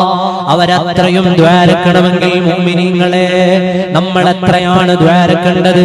നമ്മുടെ ഒരു നാവുകൊണ്ട് ഈമാൻ തെറ്റിപ്പോകുന്ന സാഹചര്യം ഉണ്ടാകരുത്. നമ്മുടെ നാവുകൊണ്ട് ഒരു മോശവും പറയരുത്. സയ്യിദുനാ മുഹമ്മദുർ റസൂലുള്ളാഹ് സ്വല്ലല്ലാഹു അലൈഹി വസല്ലമ തങ്ങളുടെ സ്വഭാവം എനിക്കൊന്ന് പറഞ്ഞു തരുമോ? അലിയേ, അലി ഇബ്നു അബീ ത്വാലിബ് റളിയല്ലാഹു അൻഹു പറഞ്ഞൊരു വർത്താനുണ്ട്. സയ്യിദുനാ മുഹമ്മദുർ റസൂലുള്ളാഹ് സ്വല്ലല്ലാഹു അലൈഹി വസല്ലമ തങ്ങളുണ്ടല്ലോ, അവിടുന്ന് മാന്യമല്ലാത്തൊരു വർത്തമാനം പറയുമായിരുന്നില്ല. തർക്കങ്ങൾക്ക് വർത്തമാനം പറയുമായിരുന്നില്ല. ഒരാളെയും മോശം പറയുകയില്ല. മുഹമ്മദുർ റസൂലുള്ളാഹ് സ്വല്ലല്ലാഹു അലൈഹി വസല്ലം. ഈമാൻ തെറ്റിപ്പോകാൻ ഏറ്റവും എളുപ്പം നാവാണ്. നാവിലൂടെ അല്ലാഹ് ബഹുമാനിച്ച ഒരു കാര്യത്തെ ബഹുമതിയില്ലാതെ പറഞ്ഞു പോയാൽ മതി, അവന്റെ ഈമാൻ തെറ്റിപ്പോയി. എപ്പോഴും ഖൽബിൽ വേണ ഈമാൻ. ഈമാൻ എന്റെ ഹൃദയത്തിൽ ഉണ്ടാകണം. പടച്ചവനെ, എനിക്ക് ഈമാൻ തരണമേ എന്ന് ദുആരക്കണം. മുൻഗാമികളൊക്കെയും ആ ദുആ ചെയ്തവരാണ്. ഒരു നല്ല വർത്തമാനം നമ്മുടെ നാവിൽ നിന്ന് എപ്പോഴും നല്ല പറഞ്ഞതേ വരാവൂ. നല്ലതല്ലാത്തത് ചിലത് വന്നുപോയാൽ ഒരു മോശം വർത്താനം കൊണ്ട് ഒരാളുടെ ഈമാൻ തെറ്റിപ്പോയ എത്രയോ ചരിത്രമുണ്ട്. ഒരാൾ പറഞ്ഞ ഒരു നല്ലതല്ലാത്ത വർത്തമാനം ഒരാളുടെ ജീവിതം തന്നെ കെടുത്തിക്കളഞ്ഞ എത്രയോ സംഭവങ്ങളുണ്ട്. ഈ പള്ളിമുറ്റത്തു നിന്ന് ഞങ്ങളിത് പറയുന്നു. ഈമാനോടെ ഞങ്ങളെ പൊതിഞ്ഞുകെട്ടി ഒരിക്കൽ ഈ പള്ളിയിലേക്ക് കൊണ്ടുവരുന്ന ദിവസം ഉണ്ടാവുമ്പോ അന്ന് ഈമാൻ ഞങ്ങൾ ഉറപ്പിച്ചു തരണേ അല്ലാ. മുഅ്മിനീങ്ങളെ, നമ്മുടെ നാവ് കൊണ്ടൊരു മോശവും പറയേണ്ടവരല്ല, മറിച്ച് നാവ് കൊണ്ട് സ്വർഗം നേടേണ്ടവരാണ് നമ്മൾ. നിരന്തരം ചൊല്ലണം. നബി സല്ലല്ലാഹു അലൈഹി വസല്ലമ തങ്ങൾ എന്തായിരുന്നു ചെയ്തിരുന്നത്? മഹാനരായ അബ്ദുല്ലാഹി ഇബ്നു അബ്ബാസ് തങ്ങൾ പറഞ്ഞു, പാതിരാവിലും എഴുന്നേറ്റിരുന്നു ഖുർആൻ, അല്ലാഹുവിന്റെ കലാം പാരായണം ചെയ്യുകയായിരുന്നു. മുഹമ്മദുർ റസൂലുള്ളാഹ് സല്ലല്ലാഹു അലൈഹി വസല്ലം ചെറിയ ചെറിയ ദിക്റുകൾ നമ്മുടെ ജീവിതത്തിന്റെ ഭാഗമാക്കണം. ഏതൊക്കെ ദിക്റുകളാണ് നമുക്കറിയുന്ന? എത്രയോ ദിക്റുകളില്ലേ? സുബ്ഹാനല്ലാഹി, എന്റെ സദസ്സിലെല്ലാവരും ഒന്ന് ചൊല്ലുമോ? സുബ്ഹാനല്ലാഹി വൽഹംദുലില്ലാഹി വലാ ഇലാഹ ഇല്ലല്ലാഹു അല്ലാഹു അക്ബർ. ഒന്നുകൂടി, സുബ്ഹാനല്ലാഹ് അൽഹംദുലില്ലാഹ് വലാ ഇലാഹ ഇല്ലല്ലാഹ് അല്ലാഹു അക്ബർ. സുബ്ഹാനല്ലാഹ് അൽഹംദുലില്ലാഹ് ലാ ഇലാഹ ഇല്ലല്ലാഹ് അല്ലാഹു അക്ബർ. സയ്യിദുനാ ഖലീലുല്ലാഹി ഇബ്രാഹിം അലൈഹിസ്സലാം മിഅ്റാജിന്റെ രാത്രിയിൽ റസൂലുള്ളാഹിനെ കണ്ടു. നബി തങ്ങളെ അങ്ങ് കാണുന്ന നേരത്ത് ഇബ്രാഹിം നബി അലൈഹിസ്സലാം പറഞ്ഞു, നബിയെ, ഉമ്മത്തിനോട് പറയണം സ്വർഗത്തിൽ വൃക്ഷം നടാൻ. സ്വർഗത്തിൽ വൃക്ഷം നടാൻ പറയണം, തൈകൾ നടാൻ പറയണം, സ്വർഗത്തിൽ വിത്ത് വിതയ്ക്കാൻ പറയണം. നബി തങ്ങൾ പറഞ്ഞപ്പോ സയ്യിദുനാ മുഹമ്മദുർ റസൂലുള്ളാഹ് സ്വല്ലല്ലാഹു അലൈഹി വസല്ലം സയ്യിദുനാ ഇബ്രാഹിം അലൈഹിസ്സലാമിനോട് ചോദിച്ചു, എന്താണ് സ്വർഗത്തിൽ വൃക്ഷം നടുക എന്ന് പറഞ്ഞാൽ എങ്ങനെയാണ് തൈകൾ നടേണ്ടത് പറഞ്ഞു തരാമോ? സ്വർഗം ഒരു നിരന്ന ഭൂമിയാണ്. അവിടെ ഇങ്ങനെ വൃക്ഷം നടാൻ നിങ്ങൾ ഉമ്മത്തിനോട് പറയണം. സിദറത്തുൽ മുന്തഹയുടെ ചാരത്ത് വെച്ച് നമ്മളെല്ലാ നിസ്കാരത്തിലും പറയുന്ന സയ്യിദുനാ ഖലീലുല്ലാഹി ഇബ്രാഹിം അലൈഹിസ്സലാം അവിടുന്ന് പറഞ്ഞു, ഉമ്മത്തിനോട് പറയണം ചൊല്ലാൻ സുബ്ഹാനല്ലാഹ് അൽഹംദുലില്ലാഹ് ലാ ഇലാഹ ഇല്ലല്ലാഹ് അല്ലാഹു അക്ബർ. ഒരാളിത് ചൊല്ലിയാൽ അയാൾ സ്വർഗത്തിൽ ഒരു വൃക്ഷം നട്ടുവെന്ന് ഖലീലുല്ലാഹി ഇബ്രാഹിം. സുബ്ഹാനല്ലാഹി വൽഹംദുലില്ലാഹി വലാ ഇലാഹ ഇല്ലല്ലാഹു അല്ലാഹു അക്ബർ. ദുനിയാവിൽ നമുക്ക് ആർക്കെങ്കിലും ഒക്കെ തോട്ടങ്ങളുള്ള മനുഷ്യരുണ്ട്. നമുക്കൊക്കെ സ്വന്തമായിട്ട് വസ്തു വാങ്ങിയിട്ട് തോട്ടം ഉണ്ടാക്കണം, പ്ലാന്റേഷൻ. ഞങ്ങളുടെ കോട്ടയം ഭാഗത്ത് ഞാൻ സേവനം ചെയ്യുന്ന മഹലിലൊക്കെ ധാരാളം ആളുകളുണ്ട്. ഒരുപാട് ഏലവും റബ്ബറും കൃഷികളൊക്കെ ഉള്ള ആളുകൾ. നമ്മുടെയൊക്കെ നാട്ടിൽ അത്തരം ആളുകൾ ഉണ്ടാവുക കുറവാണ്. നമുക്ക് തോട്ടം, നമ്മളെ വീടിന്റെ മുമ്പിലുള്ള ചെറിയ 2-3 ചെടിയും കുറഞ്ഞ വസ്തുവല്ലാതെ നമുക്ക് എന്താണ്? സ്വർഗത്തിൽ നിങ്ങൾക്ക് തോട്ടം ഉണ്ടാവണം. നിങ്ങൾക്ക് ഓരോരുത്തർക്കും തോട്ടം ഉണ്ടാവാനുള്ള വഴി അല്ലാഹുവിന്റെ റസൂൽ പറഞ്ഞു, നിങ്ങൾ ചൊല്ലിയാൽ മതി സുബ്ഹാനല്ലാഹി വൽഹംദുലില്ലാഹി വലാ ഇലാഹ ഇല്ലല്ലാഹു അല്ലാഹു അക്ബർ. ഉമ്മമാരെ, നമുക്ക് ഈ ദിക്ർ അറിയാം. സഹോദരങ്ങളെ, നമുക്ക് ഈ ദിക്ർ അറിയാം. ഇത് അറിയുമ്പോൾ നമ്മൾ ചെല്ലാൻ പറ്റുന്ന സമയത്തൊക്കെയും ഇതൊക്കെ ചെല്ലുക. സുബ്ഹാനല്ലാഹി വൽഹംദുലില്ലാഹി വലാ ഇലാഹ ഇല്ലല്ലാഹു അല്ലാഹു അക്ബർ. അറിയുന്ന ദിക്റൊക്കെയും ചെല്ലാം. അതിനൊക്കെ കിട്ടുന്ന പ്രതിഫലം എത്രയോ വലുതാണ്. അത് പറഞ്ഞതുകൊണ്ട് ഒരൊറ്റ കാര്യം കൂടി ഞാൻ അതിന്റെ കൂടെ ചേർക്കുന്നു. നബി തങ്ങളുടെ മുമ്പിലേക്ക് ഒരു പറ്റം സഹാബത്ത് വന്നു. അവർ വന്നിട്ട് പറഞ്ഞു, ഞങ്ങൾക്ക് നബി തങ്ങളോട് ഒരു പരാതി പറയാനുണ്ട്, ഞങ്ങൾക്കൊരു പരാതി പറയേണ്ടത്. എന്താണ് പരാതി എന്ന് ചോദിച്ചു. പറഞ്ഞു, ഞങ്ങളുടെ സഹോദരങ്ങളിൽ നിന്ന് ചില ആളുകളുണ്ട്, അവരെല്ലാ കൊല്ലവും ഹജ്ജിന്. ഞങ്ങളുടെ സഹോദരങ്ങളിൽ നിന്ന് ചില ആളുകളുണ്ട്, എല്ലാ കൊല്ലവും ഹജ്ജിന്. ഞങ്ങളുടെ സഹോദരങ്ങളിൽ നിന്ന് വേറെ ചില ആളുകളുണ്ട്, അവര് പലപ്പോഴും ഉംറയ്ക്കും പോകും. ഞങ്ങളുടെ സഹോദരങ്ങളിൽ നിന്ന് വേറെ ചില ആളുകളുണ്ട്, അവർ വലിയ സംഖ്യ റബ്ബിന്റെ മാർഗത്തിൽ സദഖ ചെയ്യും. ഇത് മൂന്നും ഞങ്ങൾക്ക് പ്രയാസമാണ്, കാരണം ഞങ്ങൾ ഫഖീറന്മാരാണ്, മിസ്കീന്മാരാണെന്ന് നബി തങ്ങളോട് ആവലാതി പറഞ്ഞു അസ്ഹാബു റസൂലില്ലാഹി സ്വല്ലല്ലാഹു അലൈഹി വസല്ലം. എല്ലാ കൊല്ലവും ഹജ്ജിന് പോകാൻ പറ്റിയ ആരാണ്? ഹജ്ജിന് എല്ലാ കൊല്ലവും പോവും, ഉംറ കഴിയുമ്പോഴൊക്കെ പോവും, വലിയ സംഖ്യകൾ എടുത്തിട്ട് റബ്ബിന്റെ മാർഗത്തിൽ സദഖ ചെയ്യും. നബിയെ, ഇത് മൂന്നും ഞങ്ങൾക്ക് പറ്റൂല, ഞങ്ങൾ പാവങ്ങളാണ്, ഞങ്ങൾക്ക് പരിഹാരം വേണം, ഞങ്ങൾക്ക് അവരെ കാണുമ്പോൾ വിഷമമാണ്, നാളെ പരലോകത്ത് ഈ പറഞ്ഞ മൂന്ന് പ്രതിഫലവും കിട്ടുന്ന ഒരു കാര്യം അങ്ങ് പഠിപ്പിച്ചു തരാം. സ്വഹാബത്ത് ചോദിച്ചു, എന്താണത്? ഹജ്ജിന്റെ പ്രതിഫലം വേണോ, ഉംറയുടെ പ്രതിഫലം വേണോ, വലിയ സംഖ്യ സദഖ ചെയ്ത പ്രതിഫലം വേണോ? നിസ്കാരം കഴിഞ്ഞ ഉടനെ ചൊല്ലിക്കോ സുബ്ഹാനല്ലാഹ്, അൽഹംദുലില്ലാഹ്, അല്ലാഹു അക്ബർ 33 തവണ ചൊല്ലിക്കോ. ഈ പറഞ്ഞ പ്രതിഫലമുണ്ടെന്ന് മുഹമ്മദുർ റസൂലുള്ളാഹ് സ്വല്ലല്ലാഹു അലൈഹി വസല്ലം. ആലോചിച്ചു നോക്കൂ, നിസ്കാരം കഴിഞ്ഞ അതേ സ്ഥലത്ത് നമ്മുടെ ഒക്കെ പള്ളികളിൽ ഇമാമ തിരിഞ്ഞിരുന്ന് സുബ്ഹാനല്ലാഹ് എന്ന് ചൊല്ലിച്ചു ഒരു 2 മിനിറ്റ് കൂടി ഇരിക്കുന്നത് കൊണ്ട് നമുക്ക് കിട്ടുന്ന പ്രതിഫലം എന്താണ്? ഒരു ഹജ്ജിന്റെ പ്രതിഫലം, ഒരു ഉംറയുടെ പ്രതിഫലം, ഒരു വലിയ സംഖ്യ റബ്ബിന്റെ മാർഗത്തിൽ സദഖ ചെയ്ത പ്രതിഫലം. ഇത് മൂന്നും കളഞ്ഞിട്ട് എഴുന്നേറ്റ് ഓടുന്ന എത്രയോ ആളുകളിൽ. ഇന്നും ജുമാ കഴിഞ്ഞ രണ്ടാമത്തെ സലാം റോഡിൽ വീട്ടുന്ന ആളുകൾ, രണ്ടാം സലാം റോഡിലാണ് വീട്ടുന്നത്. ഒന്നാം സലാം കഴിഞ്ഞിട്ട് രണ്ടാം സലാം ചെരുപ്പ് എടുത്തിട്ട് ഒരൊറ്റ പോക്ക. പോയിട്ട് എന്തെങ്കിലും അത്യാവശ്യമുണ്ടോ? ഈ ഹജ്ജിനേക്കാൾ ഉംറയേക്കാൾ വലിയ എന്തെങ്കിലും ദുനിയാവിന് ചെയ്യാനുണ്ടോ? നമ്മൾ ചെയ്യാൻ പോകുന്ന ഏതെങ്കിലും ഒരു ബിസിനസ് ഇതിനേക്കാൾ വലുതാണോ? കടയിൽ ഒരു കച്ചവടം നടക്കാണ്ട് അതിന്റെ ലാഭം കൊണ്ട് ഹജ്ജിന് പോകാൻ പറ്റുമോ? പറ്റൂല.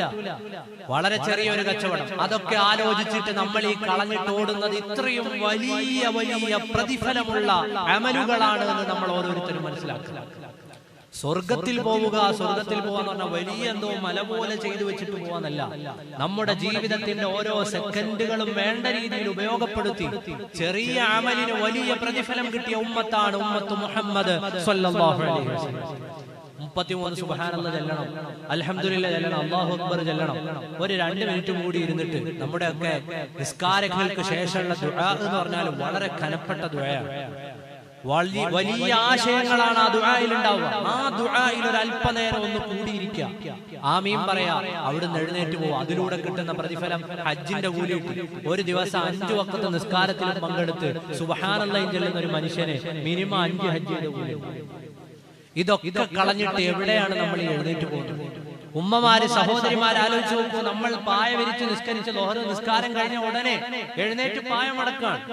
അതിനു മുമ്പ് അവിടെ ഇരുന്നിട്ട് ഈ സുബ്ഹാനല്ലാഹ് ഒന്ന് ചൊല്ലിയിരുന്നെങ്കിൽ ജീവിതത്തിൽ ഇനി എത്രയോ നിസ്കാരങ്ങൾ നമ്മൾ കളഞ്ഞു. ഇനി വരാനുള്ള ദിവസങ്ങളിൽ ഒരു അല്പനേരം, ഒരു 10 സെക്കൻഡ്, ഒരു 20 സെക്കൻഡ് കൂടി ഇരുന്നിട്ട് ഈ അമലൊക്കെ ചെയ്യാൻ നമുക്ക് പറ്റണം. അല്ലാഹു അതിന് നമുക്ക് തൗഫീഖ് നൽകുമാറാകട്ടെ. പ്രിയപ്പെട്ട മുഅ്മിനീങ്ങളെ, ഇതൊക്കെ നമ്മുടെ ജീവിതത്തിൽ ശ്രദ്ധിക്കേണ്ട കാര്യങ്ങളാണ്. നമുക്ക് അല്ലാഹു വലിയ പ്രതിഫലം തരാമെന്ന് പറയുന്നു, നബി സല്ലല്ലാഹു അലൈഹി വസല്ലം വലിയ പ്രതിഫലം തരാമെന്ന് പറയുന്നു. ആ പ്രതിഫലമൊക്കെ നമ്മൾ വാങ്ങി വെക്കേണ്ടവരാണ്. അതിന് പറ്റിയ ചെറിയ ചെറിയ അമലുകൾ ചെയ്യുക. അപ്പൊ സുബ്ഹാനല്ലാഹ് പതിവാക്കുക, അൽഹംദുലില്ലാഹ് പതിവാക്കുക, അല്ലാഹു അക്ബർ പതിവാക്കുക. സ്വർഗ്ഗത്തിൽ പോകുന്ന അമലാണ് സലാം. സലാമിനെ പതിവാക്കുക. ഞാനിവിടെ കോഴിവള മഹലിൽ പ്രസംഗിച്ചപ്പോൾ പറഞ്ഞു, മുസ്ലിമീങ്ങൾക്കിടയിൽ നിന്ന് സലാം നഷ്ടമായി. അതോടുകൂടി എന്ത് സംഭവിച്ചു? മുസ്ലിങ്ങളുടെ കൽബിൽ ഐക്യം നഷ്ടമായി. സലാം നഷ്ടമായാൽ ഐക്യം നഷ്ടം. വീട്ടിൽ ഭാര്യയും ഭർത്താവും സലാം പറയാതെ വന്നു, കുടുംബത്തിൽ ഐക്യം നഷ്ടമായി. മക്കളും വാപ്പയും സലാം പറയാതെ വന്നു, മക്കളുടെ ഭാവിയും നഷ്ടമായി. പരസ്പരം അങ്ങോട്ടും ഇങ്ങോട്ടും അറിയാത്ത അവസ്ഥയാണ്. അല്ലാഹു തആല എല്ലാ ലഹരികളിൽ നിന്ന് നമ്മുടെ മക്കളെ കാത്തുരക്ഷിക്കുമാറാകട്ടെ. പുതിയ തലമുറ, ഇന്നലെയും കൊല്ലത്തുനിന്ന് പോയ ഒരു സ്ത്രീയാണ് ബാംഗ്ലൂരിൽ വെച്ചിട്ട് പിടിച്ചത്, MDMA. നിങ്ങളൊക്കെ വായിച്ചിട്ടുണ്ടാവും. നമ്മുടെ മഹലിലൊക്കെ ബോധവൽക്കരണം നടത്തേണ്ട ഒരു സമയം കൂടിയാണ്. ലഹരി മരുന്ന് MDMA. നമ്മുടെ പുതിയ പിള്ളേരെ കുറിച്ച് പറയുന്നത് പോച്ചയും പൊടിയടിച്ച് പറന്നു നടക്കാനാണ് പറഞ്ഞത്. പുതിയ പിള്ളേര് എത്ര ലഹരിയാണ് ഉപയോഗിക്കുന്നത്, എത്ര പേരുകളിലുള്ള ലഹരി. ഓരോ ദിവസവും പുതിയതാണ് വരുന്നത്. മാതാപിതാക്കൾക്ക് ഇത് കണ്ടാൽ തന്നെ മനസ്സിലാവില്ല ഇത് ലഹരിയാണ്. സൗന്ദര്യവർദ്ധക വസ്തുക്കളുടെ രൂപത്തിൽ, മിഠായികളുടെ രൂപത്തിൽ, സിറിഞ്ചിൽ ഇഞ്ചക്ട് ചെയ്യാൻ പറ്റുന്ന മരുന്നുകളുടെ രൂപത്തിൽ, വായിലിട്ട് ചവയ്ക്കുന്ന ചുയിങ്കം ഉൾപ്പെടെയുള്ള രൂപത്തിൽ, സ്റ്റാമ്പുകളുടെ രൂപത്തിൽ, എത്രയോ രൂപങ്ങളിൽ നിന്ന് നമ്മുടെ മക്കളുടെ ഇടയിൽ ലഹരിയുണ്ട്. കോടിക്കണക്കായ ലഹരി, കോടിക്കണക്കായ രൂപയുടെ ലഹരി വിറ്റഴിക്കുന്നത് നമ്മുടെ ഒക്കെ മക്കളുടെ ഇടയിലാണ്. സ്കൂളുകളിലാണ് വിറ്റഴിക്കുന്നത്. നമ്മുടെ മക്കളെ നമ്മൾ നല്ലതുപോലെ ശ്രദ്ധിക്കണം. അല്ലാഹു തആല അവന്റെ കാവലിലാക്കി തരുമാറാകട്ടെ. ഏറ്റവും നല്ല വഴി അവരുടെ ഹൃദയങ്ങളെ പള്ളികളുമായി നിങ്ങൾ ബന്ധിക്കുക. പള്ളിയിലേക്ക് വരാൻ അവർക്ക് അവസരം ഉണ്ടാക്കി കൊടുക്കുക. ആത്മീയത അവരുടെ കൽബിൽ ഉണ്ടാക്കി കൊടുക്കുക. അതോടുകൂടി അവർക്ക് ഇത്തരം വിഷയങ്ങളിൽ നിന്നൊക്കെ അല്ലാഹു തആല വലിയൊരു ഹിഫ്ള് നൽകും. അല്ലാഹു ആ കൂട്ടത്തിൽ നമ്മെ ഉൾപ്പെടുത്തി തരുമാറാകട്ടെ. സ്വാലിഹീങ്ങളോട് അവർക്ക് ബന്ധം ഉണ്ടാക്കി കൊടുക്കുക. നമ്മുടെ മക്കൾ എത്തിപ്പെടുന്ന സ്കൂൾ സാഹചര്യങ്ങൾ അടക്കുന്ന ലഹരിയുടേതാണ്. അടുത്തിരിക്കുന്ന കൂട്ടുകാരടക്കം മക്കൾക്ക് ലഹരി കൊടുക്കുന്ന ഒരു കാലത്താണ് നമ്മളുള്ളത്. അല്ലാഹു തആല ആൺകുട്ടികളെയും പെൺകുട്ടികളെയും കാത്തുരക്ഷിക്കുമാറാകട്ടെ. ആൺകുട്ടികളും പെൺകുട്ടികളും ഇതിനകത്തുണ്ട്. ആൺകുട്ടികളും പെൺകുട്ടികളും ലഹരി, സിന്തറ്റിക് ഡ്രഗ്സുകൾക്ക് അഡിക്റ്റായ ഒരു കാലം. വളരെ ചുരുക്കി പറഞ്ഞാൽ നമ്മൾ വർഗീയത പറഞ്ഞു. നമ്മുടെ മക്കൾ ഇന്ന് ജാതി മത ഭേദമന്യേ എല്ലാവന്റെയും മക്കൾ ലഹരിക്ക് അടിമപ്പെട്ടു. വലിയവർക്ക് എന്താ പണി? വർഗീയത പറയാം. പരസ്പരം വർഗീയത ഉണ്ടാക്കി നമ്മൾ പരസ്പരം ചേരിതിരിഞ്ഞു. നമ്മുടെ മക്കളോ അതിലൊന്നും അവർക്ക് താല്പര്യമില്ല. അവരെന്ത് ചെയ്തു? അവര് ലഹരിയുടെ ലോകത്ത് അഭയം. നമ്മൾ പരസ്പരം അങ്ങോട്ടും ഇങ്ങോട്ടും മതം പറഞ്ഞു, വർഗീയത പറഞ്ഞ് തമ്മിൽ തല്ലി നടന്നപ്പോ നമ്മുടെ മക്കൾ അതിന്റെ ഇടയിലൂടെ മറ്റാരുടെയൊക്കെയോ ലഹരി മരുന്ന മാഫിയകളുടെ കൈകളിലെ കളിപ്പാട്ടമായി മാറി. ഇന്നങ്ങനെയാണ് നമ്മുടെ കേരളത്തിൽ കണ്ടുകൊണ്ടിരിക്കുന്നത്. കേരളത്തിൽ ജീവിക്കാൻ തന്നെ പിള്ളേർക്ക് ഇഷ്ടമല്ല. നിങ്ങൾക്കൊക്കെ അറിയാവോന്നറിയില്ല. പുതിയ തലമുറയിലെ പിള്ളേരോട് ചോദിച്ചു നോക്കുന്നു ആരാകണം. എന്റെ രക്ഷകർത്താക്കൾ ശ്രദ്ധയോടെ മനസ്സിലാക്കുക. നിങ്ങൾ നിങ്ങളുടെ മകളോടോ മകനോടോ ചോദിച്ചു നോക്കുക നിങ്ങൾക്ക് ആരാകണം. കഴിഞ്ഞൊരു തലമുറ പറയായിരുന്നു ഞങ്ങൾക്ക് ഡോക്ടർ APJ അബ്ദുൽ കലാം ആകണം, ഇന്ത്യയുടെ മിസൈൽ മാൻ, ഇന്ത്യയുടെ രാഷ്ട്രപതിയായിരുന്ന വലിയ മനുഷ്യൻ. അല്ലെങ്കിൽ വേറെ ഏതെങ്കിലും ഒക്കെ മനുഷ്യരുടെ പേര് പറയാം. അല്ലെങ്കിൽ സച്ചിൻ ടെണ്ടുൽക്കർ ആവണം, ഇന്ത്യ അത്ഭുതപ്പെടുത്തിയ 5 അടി 5 ഇഞ്ചുകാരനായ മനുഷ്യൻ. പക്ഷെ ഇന്ന് നിങ്ങളുടെ കുട്ടികളോട്, ആൺകുട്ടികളോട്, നിങ്ങളുടെ പെൺകുട്ടികളോട് നിങ്ങൾ ചോദിച്ചു നോക്കൂ. ഒരുപക്ഷെ മാതാപിതാക്കൾ കേൾക്കുന്ന ഒരു ലേറ്റസ്റ്റ് ആൻസർ അത്ഭുതപ്പെടുത്തുന്ന ഒരു ഉത്തരമായിരിക്കും, ഞങ്ങൾക്ക് കൊറിയക്കാരെ പോലായാൽ മതി. കൊറിയക്കാരെ പോലായാൽ മതി. എന്താ കൊറിയക്കാരായ ആളുകൾ? കൊറിയക്കാരായ ആണുങ്ങൾക്ക് താടിയൊന്നും ഉണ്ടാവില്ല, സ്ലിം ആയിരിക്കും. അവരുടെ വേഷവും അവരുടെ ശൈലിയും അവരുടെ ഫാഷനും അതാണ് ഇന്ന് നമ്മുടെ പുതിയ തലമുറ അനുകരിക്കുന്നത്. നമ്മുടെ ഇന്ത്യയിലുള്ള ആളുകളുടെ ഒന്നുമല്ല. ഞങ്ങൾക്ക് കൊറിയക്കാരെ പോലായാൽ മതി. കൊറിയയിലെ പെൺകുട്ടി, കൊറിയൻ ഡ്രാമകളാണ് ഇന്ന് നമ്മുടെ കേരളത്തിലെ ഏറ്റവും അധികം കുട്ടികൾ കണ്ടുകൊണ്ടിരിക്കുന്നത്. കുട്ടികൾക്കാകാൻ ആഗ്രഹിക്കുന്ന കൊറിയക്കാരെ പോലെ ആയി മാറണം, അവരുടെ ജീവിത ശൈലിയുടെ ഭാഗമാകണം എന്ന് ചിന്തിക്കുന്ന കുട്ടികൾ. ഈ കുട്ടികളാണ് നാളെ നമുക്ക് മയ്യത്ത് നിസ്കരിക്കേണ്ടത്. ഈ മക്കളാണ് നമ്മൾ മരിച്ചാൽ അല്ലാഹുമ്മഗ്ഫിർ ലഹു അല്ലാഹുമ്മഗ്ഫിർ ലഹാ എന്ന് ദുആ ചെയ്യേണ്ടത്. നമുക്കൊരു മക്കളെയും എങ്ങോട്ടും വലിച്ചെറിഞ്ഞു കളയാനില്ല. അല്ലാഹു നൽകിയ ഔദാര്യമാണ് നമ്മുടെ മക്കൾ. ആ മക്കളെ റബ്ബിന്റെ കയ്യിൽ നന്നായി തന്നെ തിരിച്ചേൽപ്പിക്കണം. അതിന് നമ്മുടെ മക്കളെ എപ്പോഴും ശ്രദ്ധയോടുകൂടി, മാതാപിതാക്കളെ, പ്രിയപ്പെട്ട എന്റെ ശബ്ദം കേൾക്കുന്ന ഉമ്മമാരെ, സഹോദരിമാരെ, അവരെ ശരിയായി മോണിറ്റർ ചെയ്യുകയും ഉപദേശിക്കുകയും ആവശ്യമായ സമയത്ത് ആവശ്യമായ ഇടപെടൽ അവരുടെ ജീവിതത്തിൽ നടത്തുകയും വേണം. അല്ലാഹു നന്നാക്കി തരുമാറാകട്ടെ.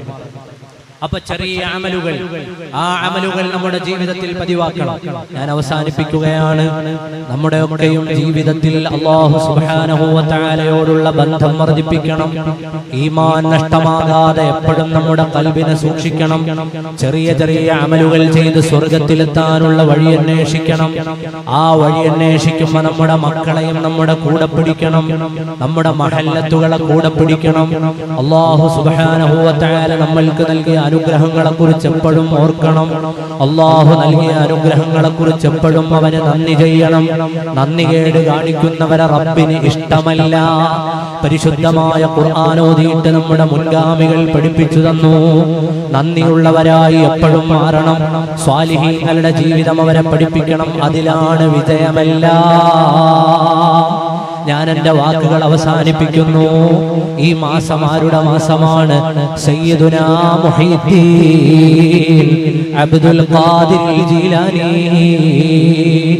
ഖദ്ദസല്ലാഹു സിർറഹുൽ അസീസ് ആരാണ്? ഔലിയാക്കളുടെ രാജാവല്ലേ? അല്ലാഹു സുബ്ഹാനഹു വ തആലയുടെ ആധ്യാത്മികമായ ലോകത്തെ അത്യുന്നതമായ വിലാസമുള്ളയാളല്ലേ? അവർക്ക് പകരം ഒരാളില്ല. ആ നേതാവായ മുഹീദ്ദീൻ ശൈഖ് റളിയല്ലാഹു അൻഹുവിന്റെ ചരിത്രം പറഞ്ഞു തരുകയാണ്. മുഹീദ്ദീൻ ശൈഖ് തങ്ങളെ നമ്മൾ എന്തുകൊണ്ടാണ് വീണ്ടും വീണ്ടും പറയുന്നത്? അവരോ നേരത്തെ നമ്മൾ ഒരു രാത്രിയിലെ ഇബാദത്തിനെ കുറിച്ച് പറഞ്ഞില്ലേ? അവരോ നനവേറും ൂതോരോതുവാലേ 40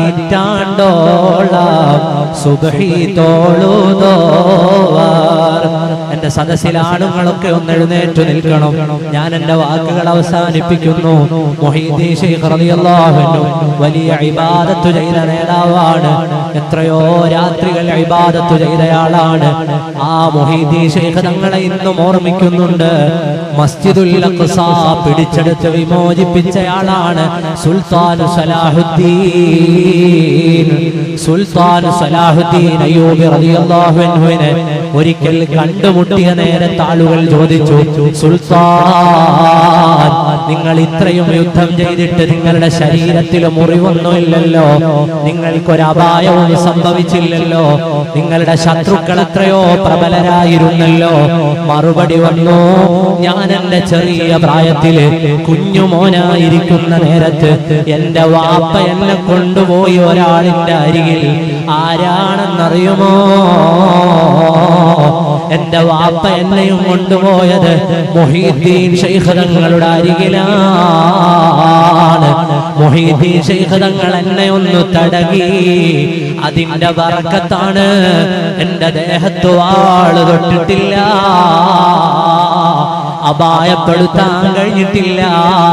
കൊന്നുകളയാൻ പലരും വന്നു, പക്ഷേ തൊടാനാകുന്നില്ല.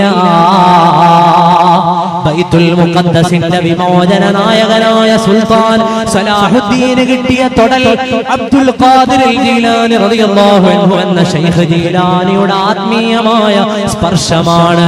ആ സ്പർശമാണ് നമ്മൾക്കും ലഭിക്കേണ്ടത്. എന്നെ പിടിച്ചോവർ ഏതും പേടിക്കണ്ട, എന്നെ പിടിച്ചോർക്ക് ഞാൻ കാവൽ എന്നോവർ. യാ മുഹിയദ്ദീനി